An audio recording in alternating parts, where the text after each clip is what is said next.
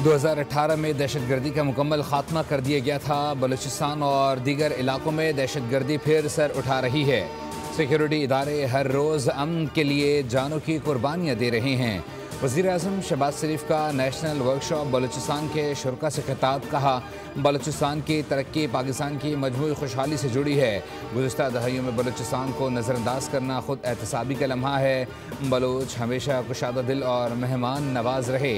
2010 के NFC award में पंजाब ने तारीखी कुर्बानी दी। विफाक के रो बाहमी कुर्बानी और भाईचारे में पोशीदा है। हम पहले पाकिस्तानी और बाद में सूबों के मकीन हैं। बलूचिस्तान के अवाम हमारे भाई और उन्हें तरक्की में बराबर शरीक होना होगा।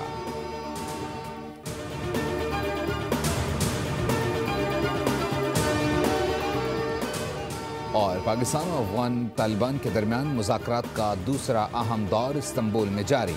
दहशतगर्दी के खतरे से निपटने के लिए ठोस और काबिल तज़दीक मॉनिटरिंग मेकनिज़म के क़याम पर बातचीत होगी।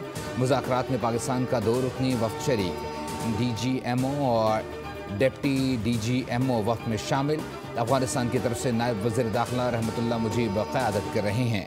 मुज़ाकरात की मेज़बानी तुर्क हुक्काम कर रहे हैं। कतर और तुर्की के सालसी में पाकिस्तान और अफ़गानिस्तान के दरमियान मुज़ाकरात का पहला दौर दोहा में हुआ था, जिसके नतीजे में पाकिस्तान और अफ़गानिस्तान के दरमियान जंगबंदी हुई थी।